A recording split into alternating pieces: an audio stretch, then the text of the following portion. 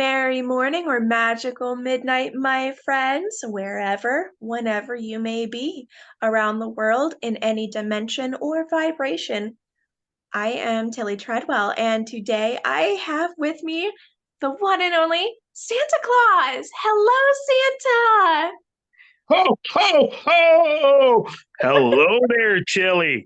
Thank you for having me on your show. You are most welcome, and it is an honor to finally meet you, the man, the myth, the legend himself, Santa Claus. Oh my goodness, Santa. So, how was your flight in? Well, it was too bad. Of course, I've got a long way to come from the North Pole, but we've had pretty good weather this year. Oh, just a minute there, Tilly. I gotta get a little bit of milk here. Hold on. Of course. You see what it Oh, says on my mug? Do you believe in Christmas? I'm not doing a share thing there, but here. I'm gonna have my little bit of milk. Of course, Santa's always got milk. And of course, Mrs. Claus made him some special cookies for the show tonight. So there we go. most excellent. What are your favorite type of cookies? Well, I've got a couple there. So my favorite one having tonight is, of course, chocolate chip. You can't go wrong with chocolate chip. But I also like gingerbread. That's another one of my favorites. Oh my, our Yeah. tastes are rather close. My two favorites are chocolate chip and Right. ginger snaps. Oh, yes, I like ginger snap. The problem is, though, see, Mrs. Claus makes lots of cookies. She's actually baking Uh-huh. cookies yesterday. The problem is when she bakes them this time of year, Santa rarely gets any because the elves go and take them all. It's one of the reasons when I'm talking to kids, I ask them to leave cookies out for me because I would have all kinds of cookies, but then elves, especially the ones that come from Iceland. I don't know what it is with Iceland elves, but they just love to steal Santa's cookies. So I got to make sure I ask the kids for the cookies to leave them out for me. I bet you didn't know that, Tilly. I did not know that, Santa. Thank you for A little bit, sharing, a though. little bit of inside Santa info right there. So, I like it very much. And now I'm going to make sure that I leave out specifically some ginger snaps, or I'm sorry, yeah, some gingerbread and some chocolate chip cookies, my dear, just for you. either one I'll take. So. Do you prefer whole milk or 2% or I'm good with any kind of milk. So you all leave it right? out, I'm going to drink it. So heck, if you leave chocolate milk out, I'll take that. So, Oh, I love it. I'm a big fan of eggnog. What about you? um, in small doses, I find the eggnog, I do like it. The problem is I'll drink too much of it and it gives Santa a bit of an upset stomach. And, when you're 50,000 feet in the air, you don't Um, want an upset stomach. So, I can imagine. So, yes. Santa, you have been at this for quite a while. I know that you've had a storied history. How did you go Okay. from the original Saint Nick to, well, Santa Claus today, who enjoys modern day chocolate chip recipes and maybe some modern day pasteurized eggnog? Yes, yes. Well, we can talk a little. Would you like to hear a little bit of the history of Santa? Would you be so kind? Yes. Well, let's start in the beginning. Ho, ho, ho. Actually, in the beginning, started with Saint Nick. Of course, Saint Nick is almost, well, we'll say around 2,000 years old. We're going to say we're about 2,000 years old. Okay. Actually, to be precise, Saint Nick was born in 2080 AD. So if you Hmm. do the math, we're getting pretty close. And Yeah. he was born in what is now Turkey. A lot of people don't realize that Saint Nick was born in what is now Turkey, but back then it wasn't Turkey. It was actually part of Greece, Hmm. and and that's where it came in. It's an interesting story how I guess And there's a whole evolution to how this went, how it began, how Saint Nick became Santa Claus. Oh yeah, And you've essentially become a different person over time. You've developed a different exactly. ego and adapted to the Yeah. the ages.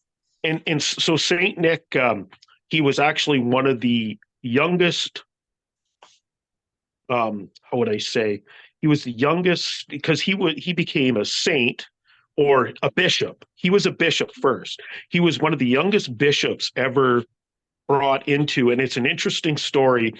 I don't know. There again, don't forget we're going back a long time, so it's it's a little bit of interpretation of what happened, Mhm. and we're going to try to give it to what I best remember, because remember it's been a long time. So, Time and flies when you're having fun.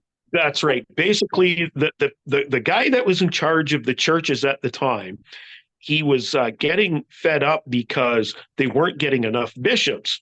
So this church that was in, we're just going to say Turkey from now on. That's in Turkey now.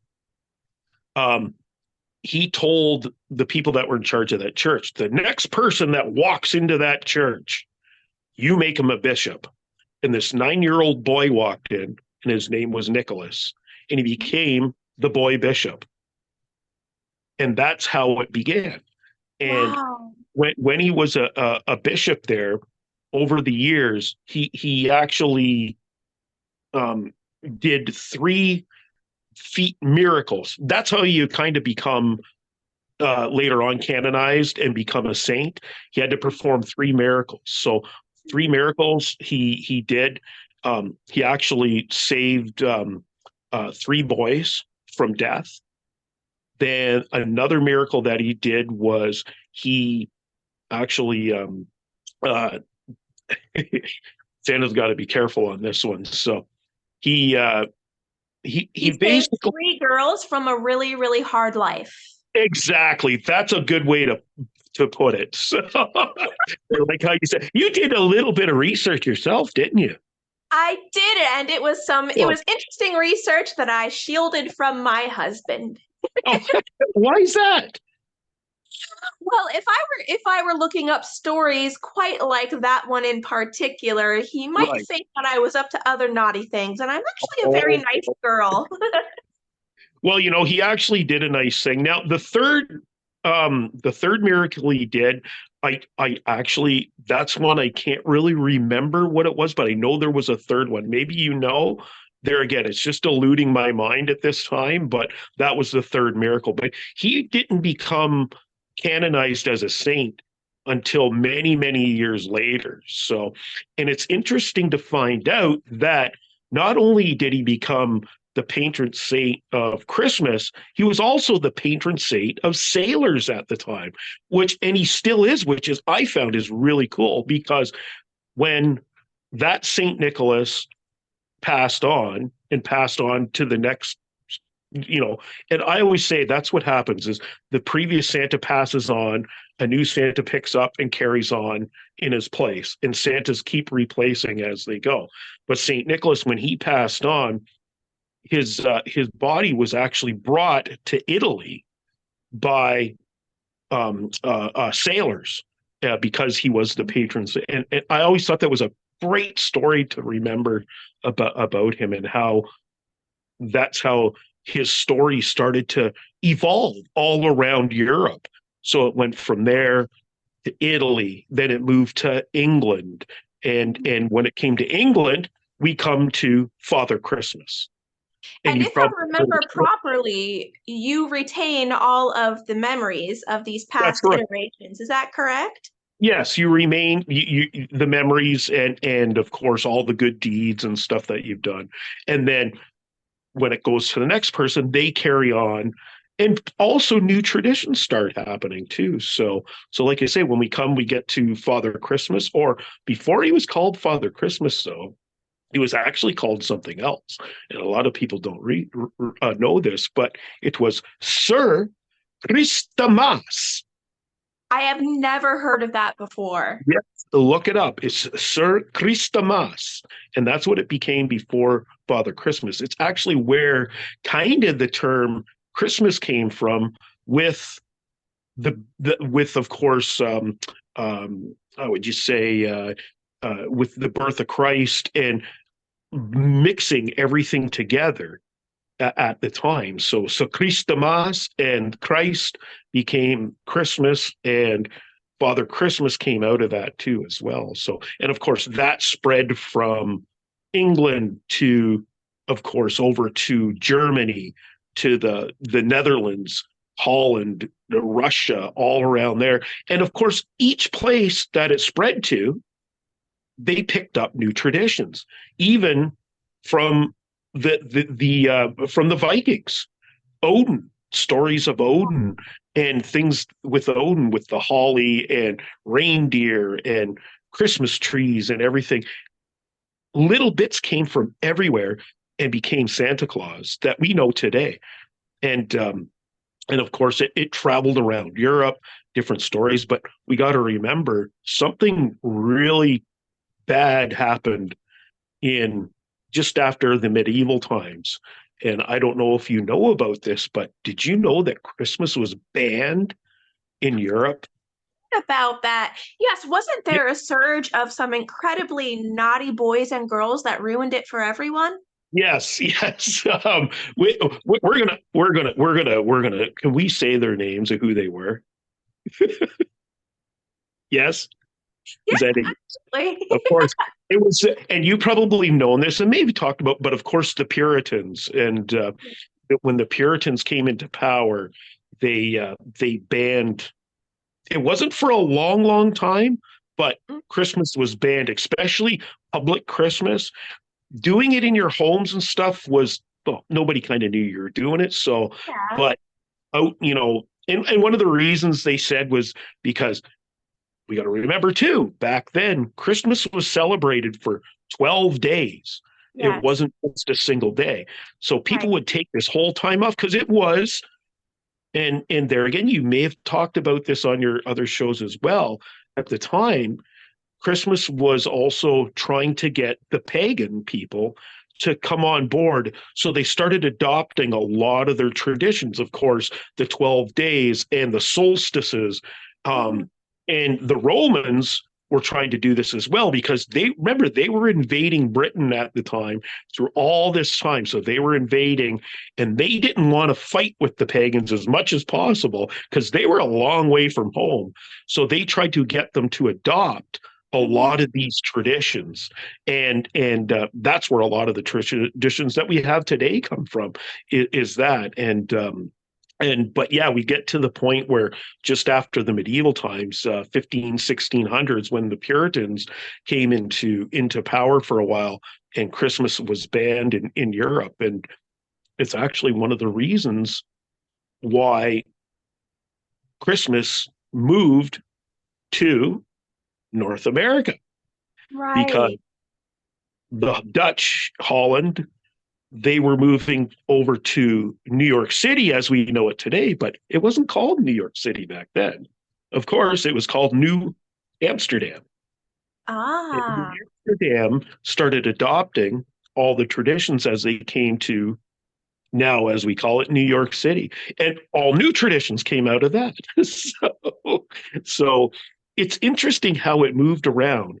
But one of the things that I love, if we go back, is in Turkey, which now is Muslim, the Muslim faith, Saint Nicholas is one of the few.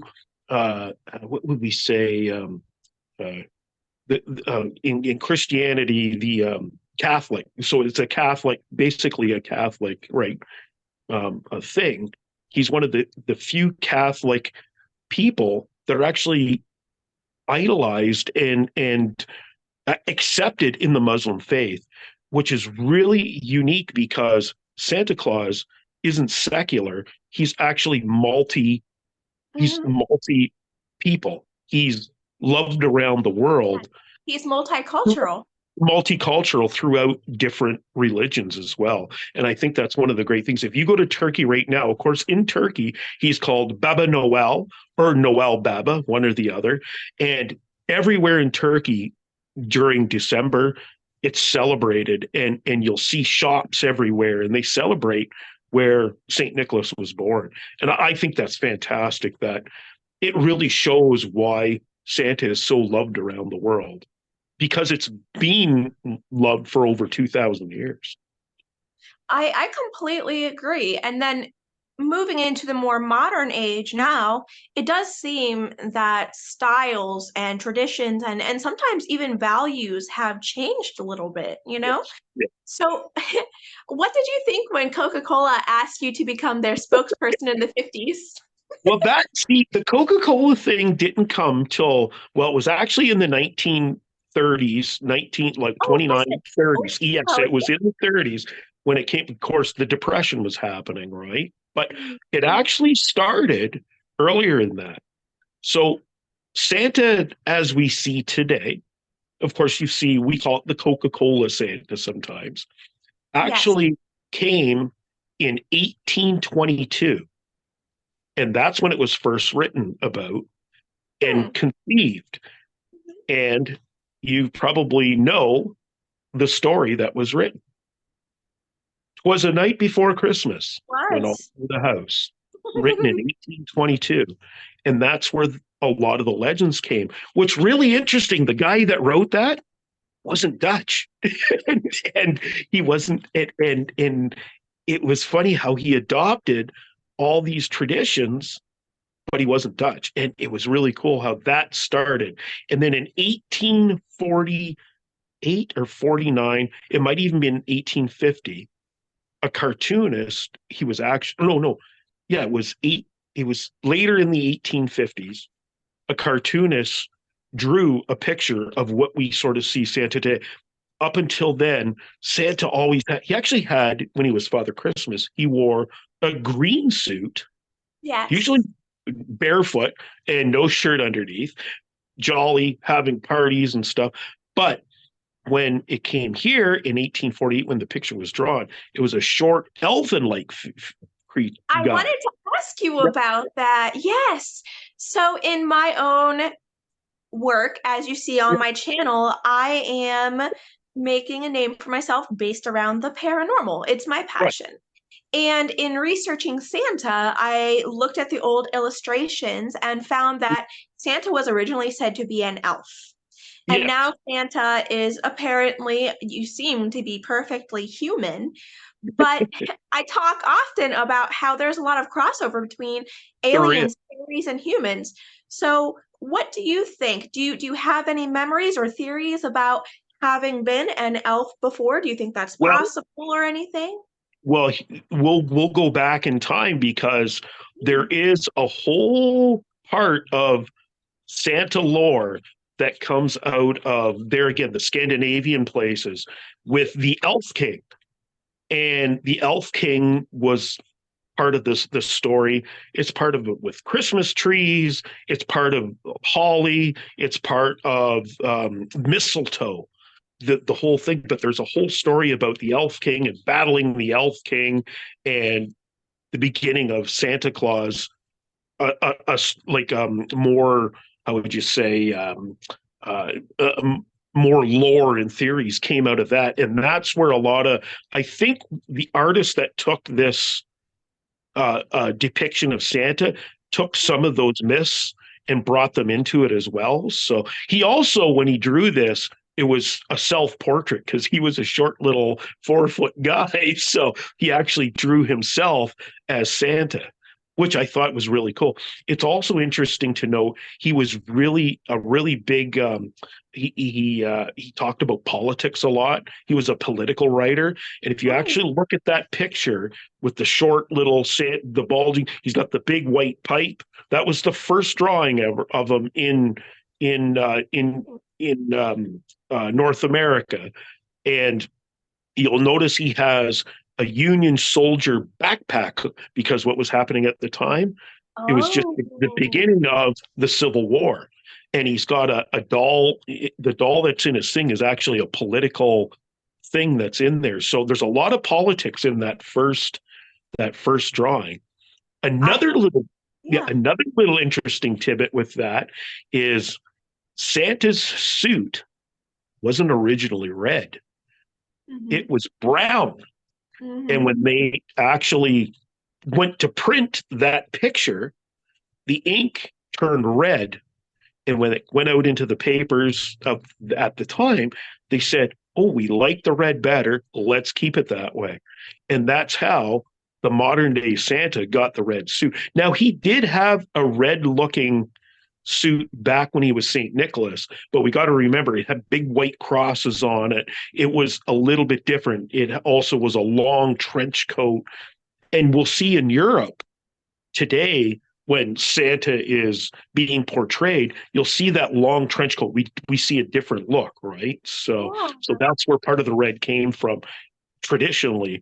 But the red Santa that we see now was completely, it was almost a mistake because it was supposed to be brown.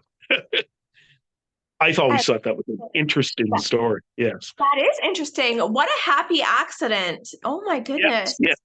And of course, with the writing of Rudolph the Red-Nosed Reindeer and Yes. all these stories, it just perpetuated. And then we come to the Coke Santa, and when Coca-Cola Yeah. bought the rights to use Santa Claus, we got what we call our modern day looking Santa. So now one Yeah. of the things that I've done is this year I've gone back in time.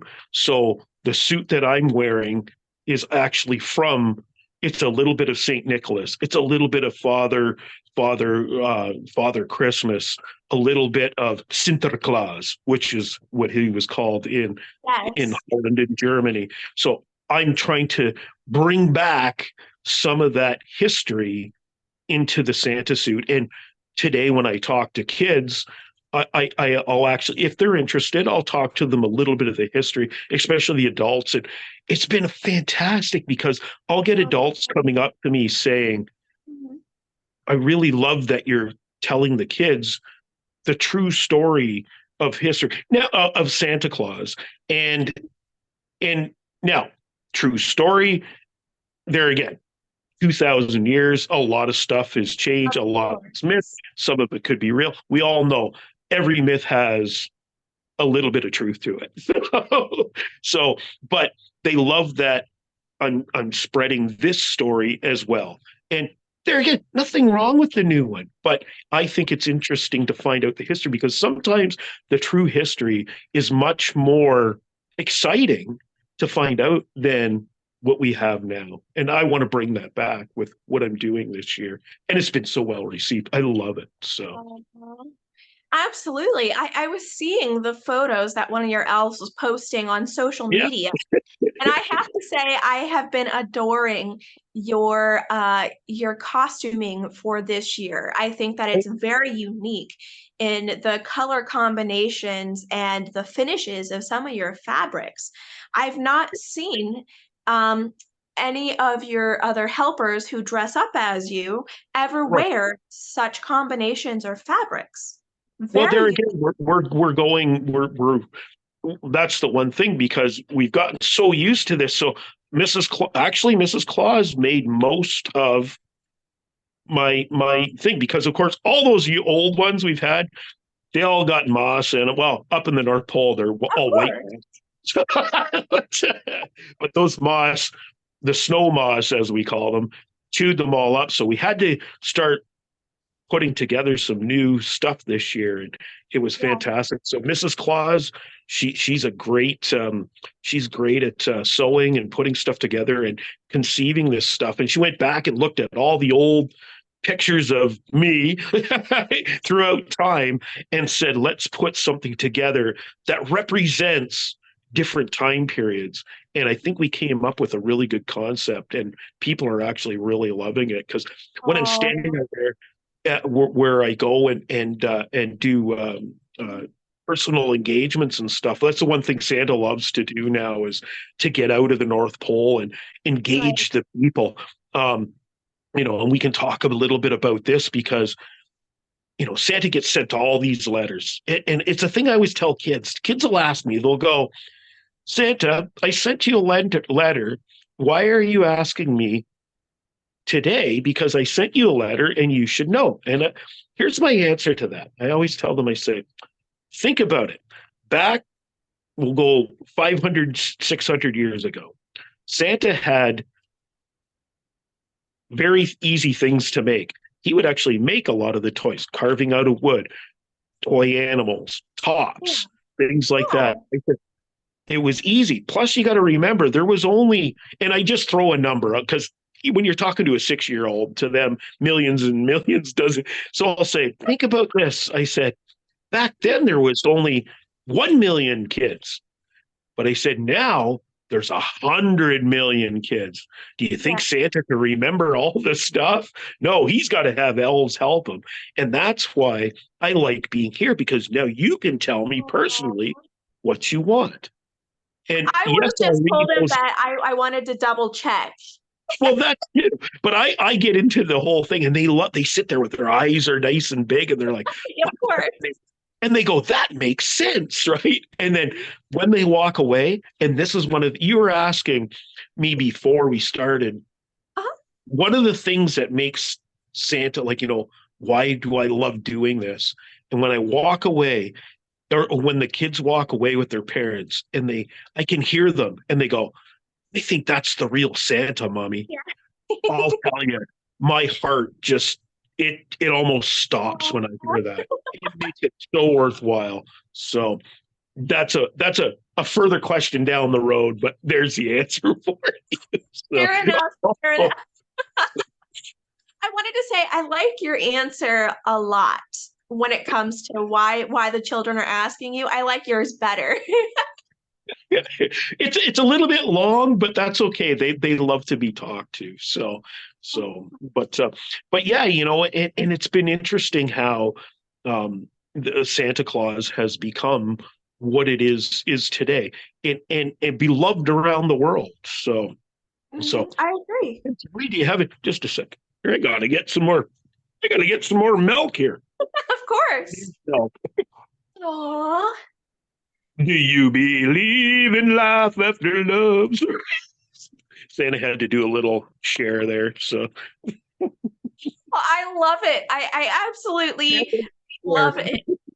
Oh my goodness. So I do a lot of singing, and when I'm singing to the kids, I'll ask them sometimes if they have a favorite song, and they'll say, well, sing this or sing that. And I go, well, and then I warn them, I say, I'm no Michael Bublé or Mariah Carey. Now, I don't know, being from the South, if you know who Michael Bublé is, but up here in Canada, he's really big. You probably know who he is down there. So. I do. Yes, absolutely. And Mariah Carey, oh my goodness, I swear she's made so much money off of just that one Christmas song. You know the song, to set her up for life. Exactly. So the other thing I get asked a lot to sing is because I get a lot of requests for Taylor Swift tickets. And I'll tell them, well, Taylor Swift tickets are hard to get, but Santa can sing you a Taylor Swift song. And they look at me and go, Santa knows Taylor Swift song. And then I say, yeah, but I ain't going to sound like her. And then I'll belt out a couple of words, butcher the song. And the kids will be sitting there laughing their heads off. And it's pretty good. So, that is wonderful. So I wanted to ask you. Don't be sing Taylor Swift. So I'm not a Swiftie. I won't ask. I promise. Okay, there you go. You're lucky. So yes, if I were going to ask you to perform anything for me, I would want you to close out this show by reading us The Night Before Christmas. That would be my one and only performance request. You don't got to do it. I'll tell you one thing, though. I'll give you a little thing. I could read a couple of lines, but like the beginning. But you got to remember that Night Before Christmas is actually still copyrighted. So technically, if you're putting stuff out onto YouTube or whatever, if you do it it could be blocked for using it. So you got to watch, because we went through this on another show where we could, because we wanted to do the same thing. We actually did it, and the whole thing got taken down because it's copywritten. So you got to be careful. So Santa learns Santa. these things. Yeah. Oh, Santa. Okay, my Christmas wish is no longer for you to read that on air with me tonight. It's for you to change the copyright law. Do you think you can do that for me? I can work on it. So, but I just, Okay.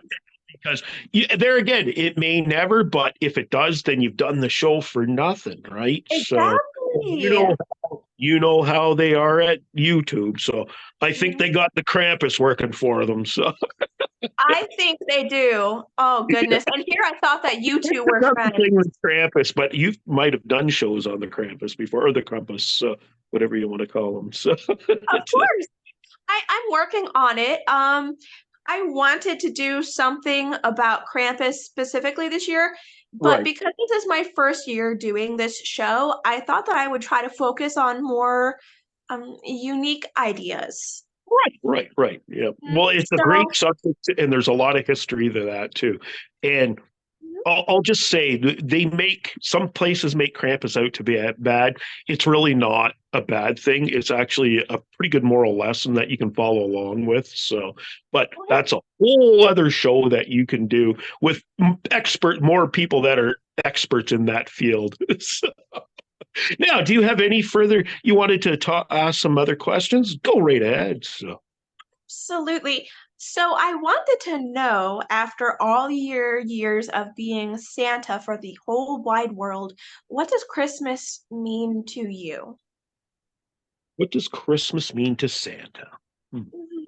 that's a good question.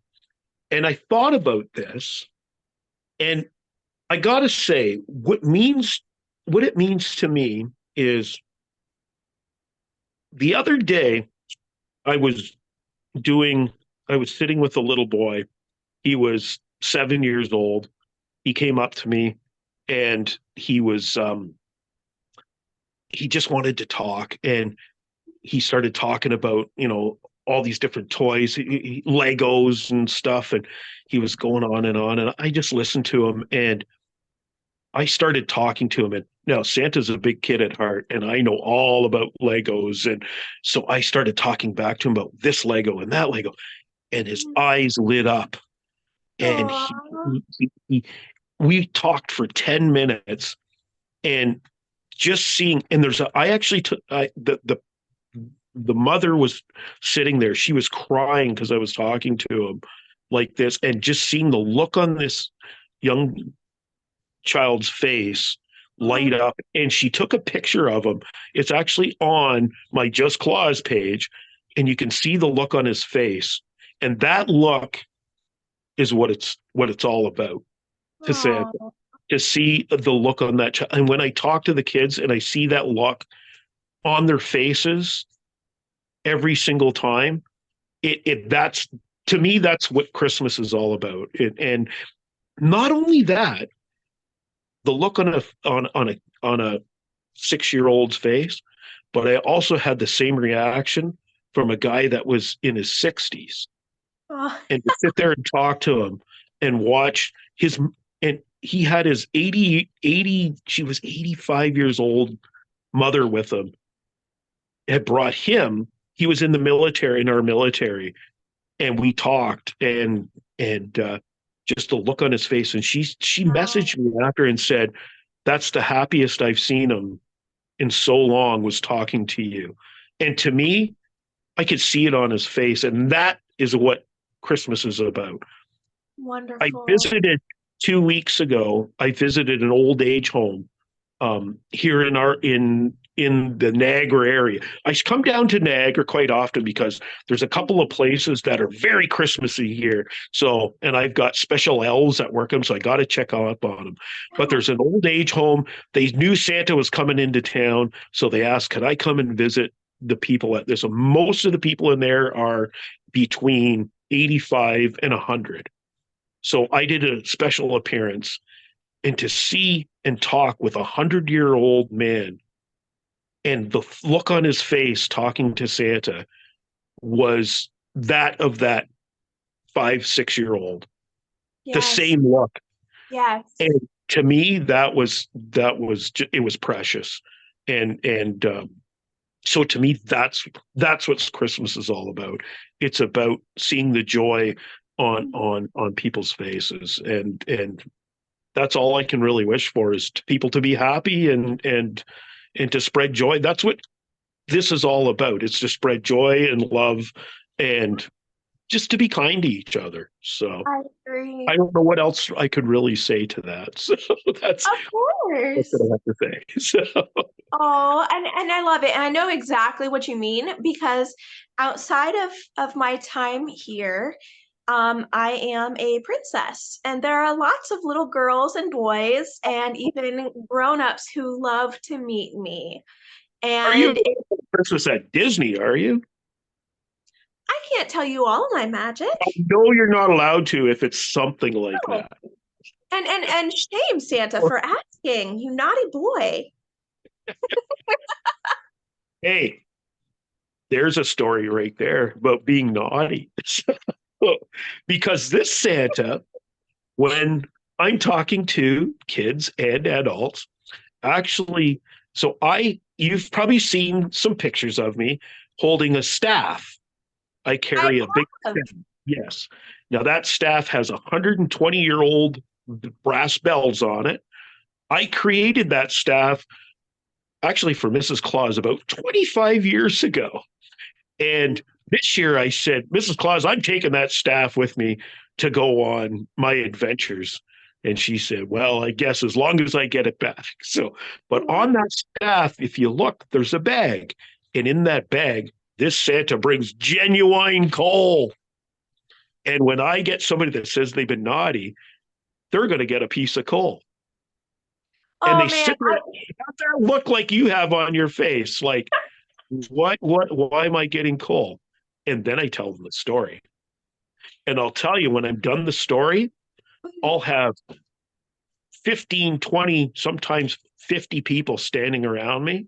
And they all come up and they go, Santa, can I have a piece of your coal? Because uh-huh. when they hear the story, it blows their minds.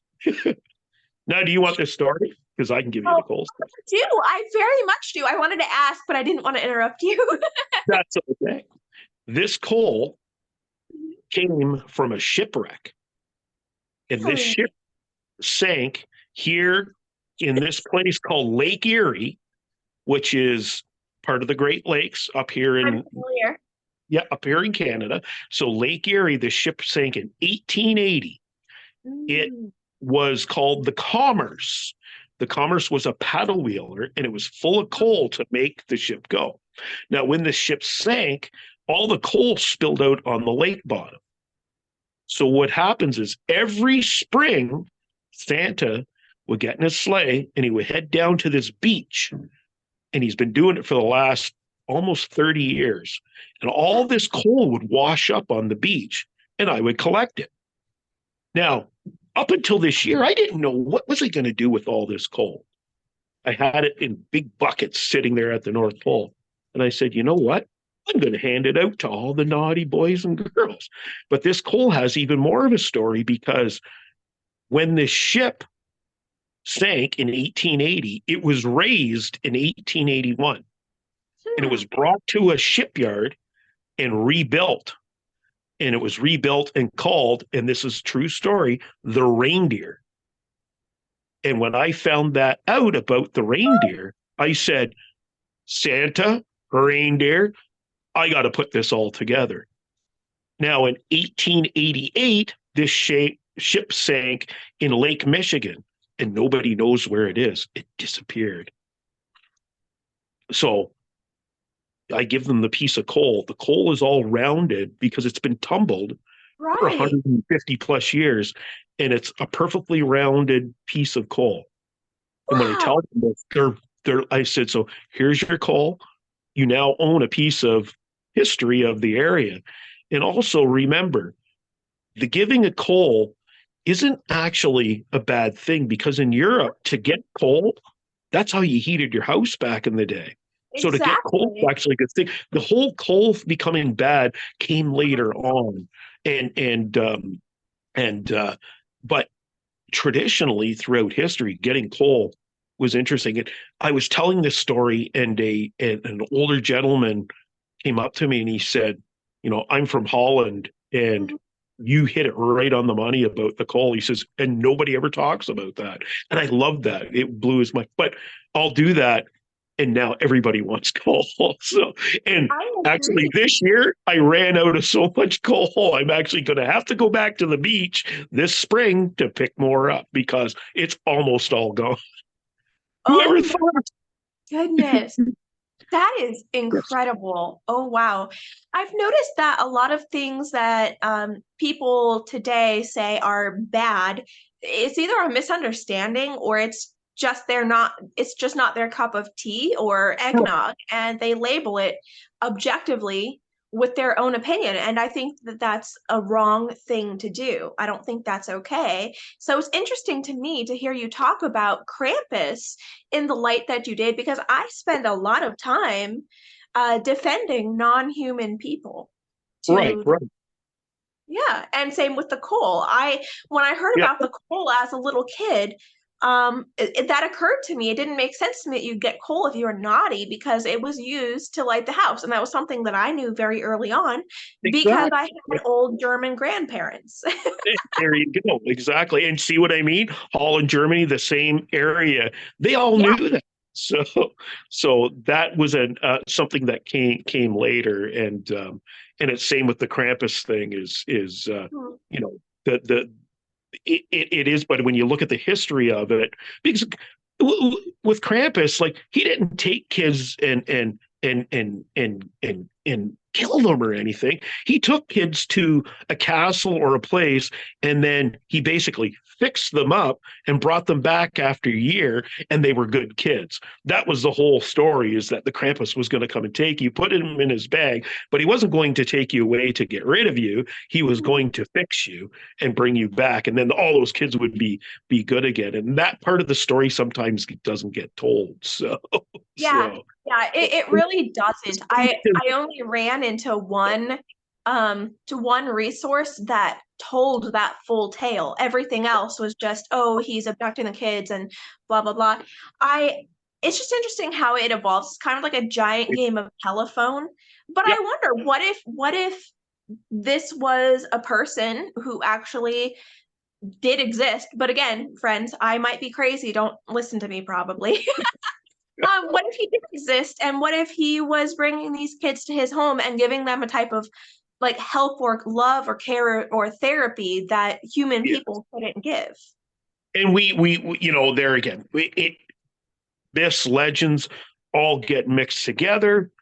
It was a different time. Who Yeah. exactly? Who knows? And things get lost and things get told, but it's all a possibility. Who knows? Yeah, I know, but I'm not going to tell you. fair, completely fair. That's So, right. what do you think of the Krampus? I think I'm going to say this wrong. Please forgive me. So, What is that? The what? Krampus night? Krampusnacht, like Krampus night, the Yeah, big yeah, Krampus festivals that yeah, people yeah. do. What do you think And about those? especially, well, of course, in Mhm. in Europe, it's been celebrated for a long, long time. Only recently, in the last, I think, 15, 20, 30 years, has it here in North America started to become a thing. We actually have in this area of Ontario, which is just south of the North Pole. Well, it's a little way south of the North Pole, but we're pretty close. But here we're in Ontario, Canada. They had a lot of Krampus parades and stuff this year, which was interesting to see. So, and it's always interesting because they usually have a Santa leading the way. so, so Interesting. yeah. So have you met Krampus before? Oh yes, I've met a couple of Krampuses. Yes, so in the Oh, several years, some really good Krampuses. oh, Good, good, oh. good, really good. How would I say? Good, bad Krampuses. I guess. But they were really, really, yes, yes. So, but It is my dream one day to meet a Krampus as well. that's great. So, So anyway, do you have any more you would like to Oh, get in? yes, I do. I have a few, but the one that's really on my mind, Santa, would you ever consider wearing a green suit like the So olden days? it's funny you ask because next year Mhm. that's going to be what I'm going for is I'm going to do Mrs. Claus is actually going to put it together starting in the new year, and we're going to go the green suit. We're bringing back the green suit. So Oh, one of the great things with the green suit too is, of course, we see the hat that I'm wearing today. The mhm. green suit Santa didn't have a hat like this. He actually wore a head of holly. So I'm Oh, going like to me. make, yes, kind of like what you're wearing. Yeah, it would have been something like this, but with holly all around here. So we're going to try to put something together and go with a traditional. That's the traditional Father Christmas Mhm. green suit. Although I don't think I'll be going barefoot foot or wearing no shirt underneath. it's a, it's a it's a little too cold for that. So Yes, you're not a true wild man anymore. no, no, that's right. but uh, Oh but that my. that is in the works. I really wanted to do. We were going to try to get it together this year, but it just there was so many other things happening that. But that Yeah, that has definitely been discussed for next year. So that yes, is excellent. I cannot wait to see that. yes, we will. So I want to know what you've got next on your plate for the rest of December. Do you mind sharing that? Yeah, yeah. Well, Like of course, that private we've information. got only a couple of weeks, but once Mhm. again, I come to this place it's called so in Ontario here, it's called Niagara on the Lake. Now, Yes. Niagara on the Lake is well known for a lot of things. It's a Christmas town. Oh, Actually, several movies have been filmed in Niagara on the Lake in our area. If you've ever seen the movie The Christmas Story, have you I ever seen that? love that. Right. Yes. So Yes. that Christmas Story, the whole scene where the school where he gets his tongue stuck to the pole, that Oh was my God, filmed. iconic.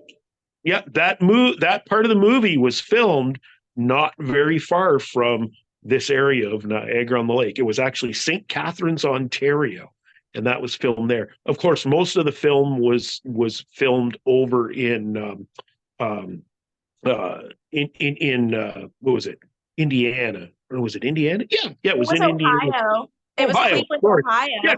Cleveland, Ohio. That's right. That's where the museum is now. Right, right.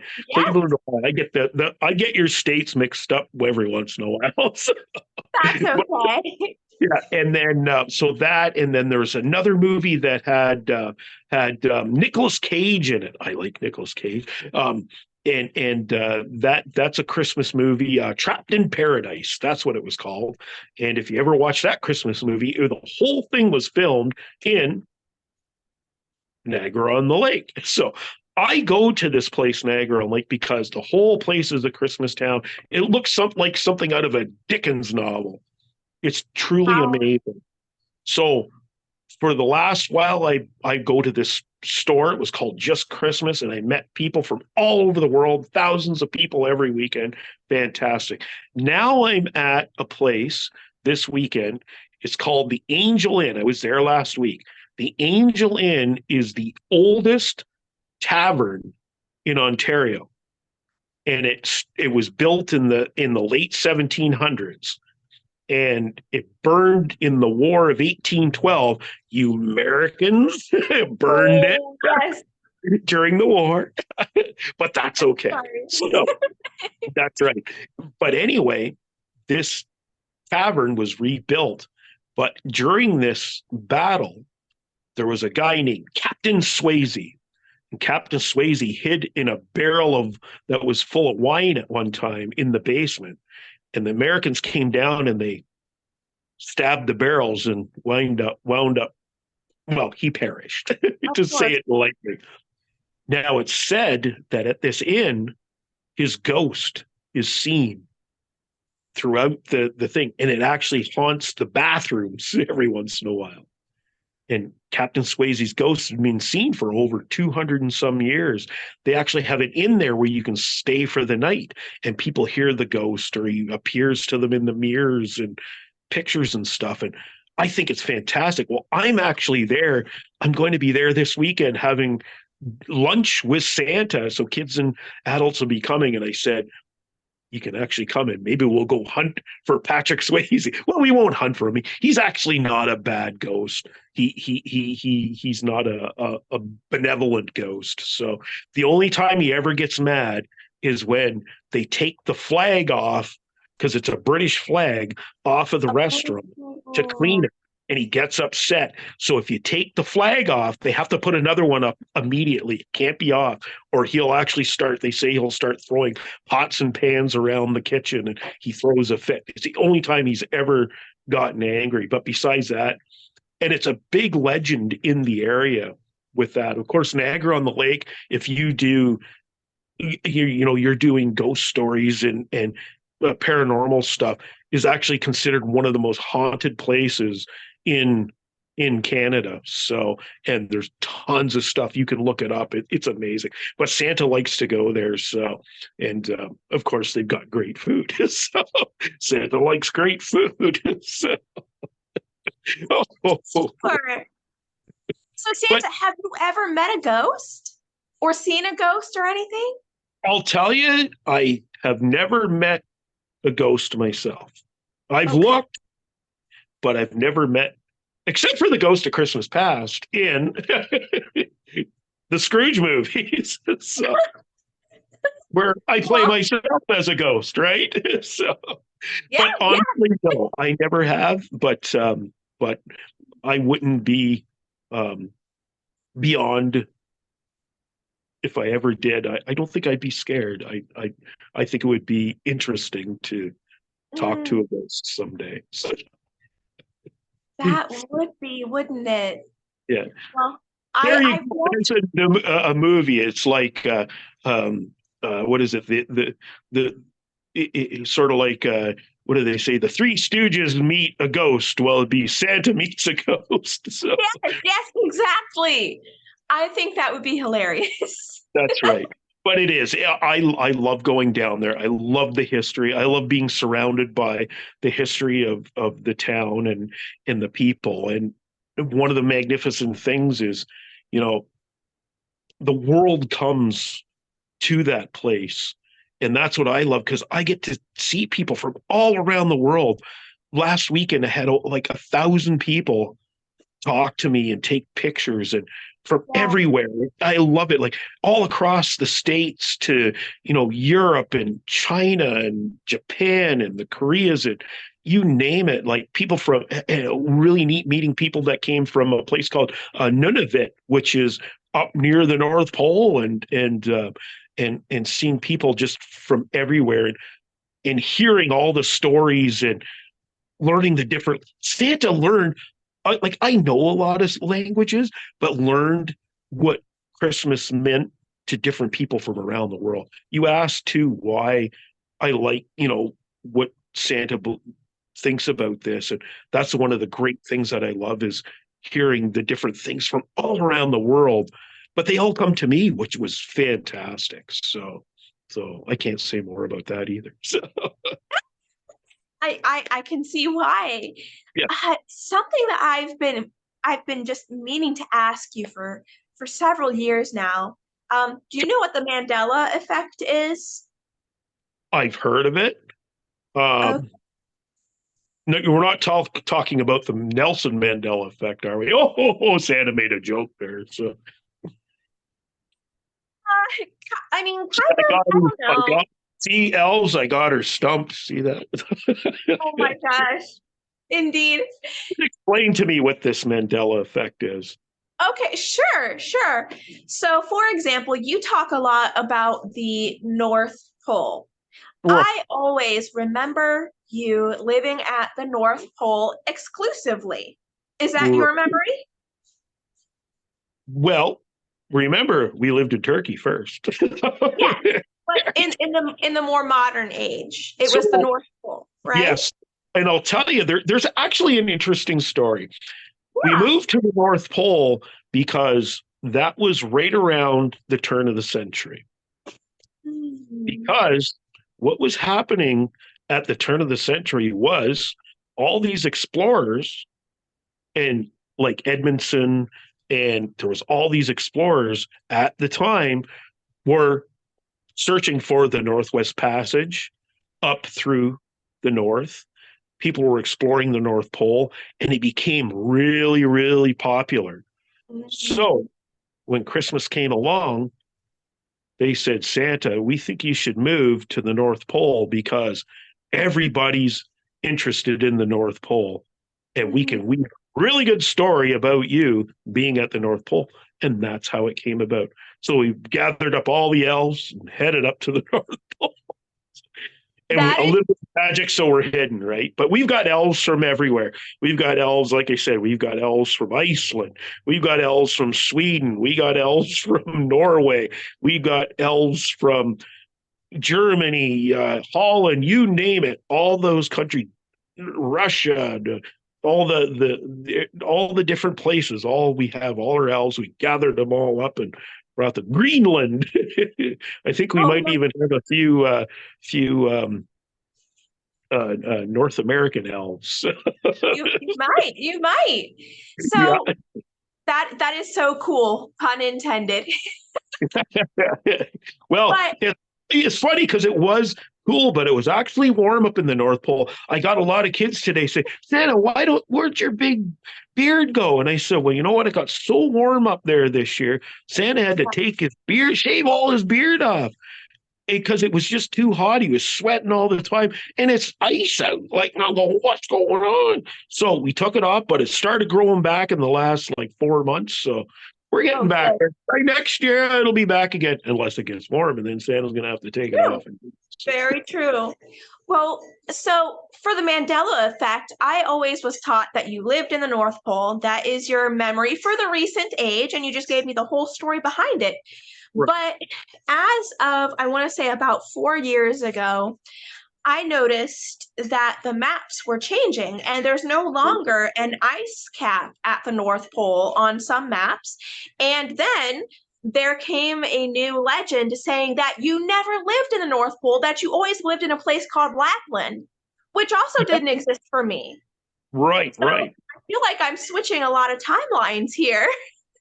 Well, that's just it, though. Santa can be on different timelines, different Mhm, histories, and yeah, yeah. So now this Lapland, I've heard of it, mhm, but I can't talk too much about it. So, mhm. you know what I'm saying? You know I what I'm do. I do. And that is okay. And I think that it is such a wonderful note for us to end on as you sip from your beautiful Believe cup, because although we're out of time in this Yes. timeline, yes, although we're out of time in this timeline, I find it a great comfort that no matter where we go, when we go, we always have you, our Santa, with us. There's always that Christmas magic and that beautiful Christmas spirit. And for me, I think that that will be enough to fulfill any Christmas wish that I could have this year. So thank Well, you that's very lovely. much for joining You're me. very welcome. It's lovely to see your house all decorated up. You're wearing some holly. And where's that Yule cat go to? Yule Cat has run away to her shadowy corner. She is waiting until Christmas Eve to torment us all again, apparently. We actually have a Yule cat here as well. So I think we were trying to get the Yule cats, but there's a whole other story too of the Yule cat. There is, there is. And if you have time, I would like to pull you back on at some point, maybe this year, maybe next year, so that we can learn all about that. Would that be Yeah, okay with you, Santa? you bet you can. Yeah, we'll figure it out. And if not, we'll do it next year. We'll find out all about. But you know what? You have a lovely, lovely Christmas, and I'm going to give. And you're down in Florida, right? So I'm Yes, going sir. to give here. I'm going to give you the big ho ho ho! Merry Christmas, Florida, and Merry Christmas, Tilly. It was really nice meeting you today, and talking to you on your lovely podcast here. We hope you have a wonderful Christmas. Hope your husband has a wonderful Christmas and your Yule cat. And don't forget, have a great day. Have a Merry Christmas. And ho, ho, ho. Thank you, Santa. And for anyone who wants to see more of your excursions in Canada, where can they find you online? Yeah, easiest place is I actually just started a Facebook page. I just finally got into the new generation, a Facebook page, which I probably should be on. What's that? Twitter X and Instagram and all that. I've got all those, but right now we're just sticking with Facebook.